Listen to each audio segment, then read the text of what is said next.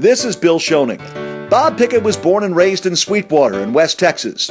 It was at KXOX where he first strapped on the headphones back in 1977. After he graduated high school, he was bound for Red Raider country and Texas Tech.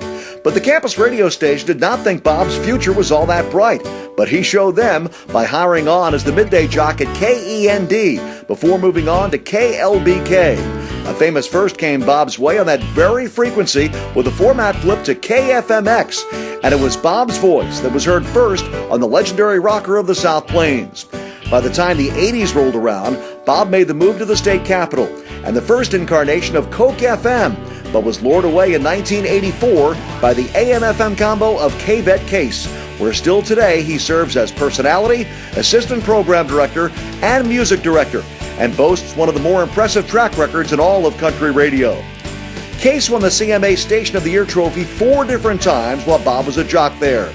He was a finalist for CMA Broadcast Personality of the Year. He served as fill-in host for Bob Kingsley's American Country Countdown, which was heard on 1,400 radio stations around the globe. And closer to home, Bob was and still is heard all over the nation as one of the more in-demand distant city voice talents. Today he is with us to accept the highest honor of his personal career to date, Bob Pickett, a 2015 inductee into the Texas Radio Hall of Fame.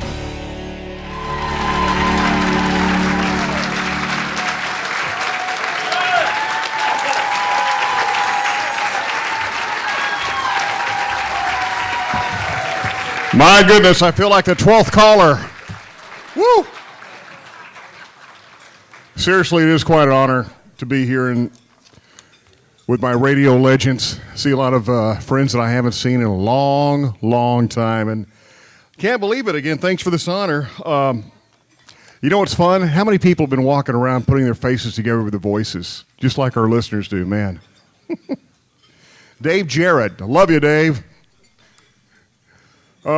I'd like to thank, first of all, my wife who traveled down here from West Texas. My family and my wife who traveled down here from West Texas, of course. And my dad, Bob, is here.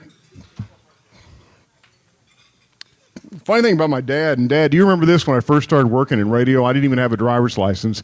My dad would drive to the station after my air shift and put my bicycle in the back of the pickup truck and take me home.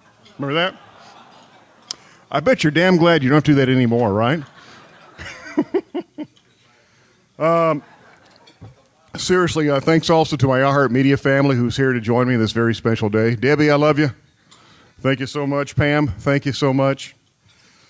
Let's face it, we're here because we love radio, and I grew up listening to what I think is one of the greatest radio stations, KRBC in Abilene. Dave Dazzell and John Frost set the stage, and then back in the 70s, we had coaxial cable, and I could tune in, and I get K-News 99 out of Dallas, which was just an amazing radio station, their Cosmic Cowboy Weekends. I wanted to be behind the mic. That's exactly what I wanted to do. And I got to do it thanks to Johnny Moore and Jeff Stein and Jack Stein of KXOX in Sweetwater. Took a chance on a 17-year-old kid and said, yeah, you can do it for 3 hours. And that's how we got to do it. Thanks to Lou D., Lubbock radio legend. Learned a lot from Lou.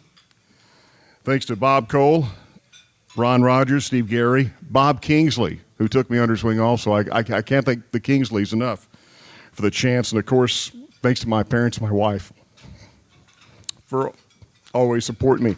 Now, the cool thing is I've just celebrated my 31st anniversary at KVET Case, and that is just the beginning. Here's to another 31 years.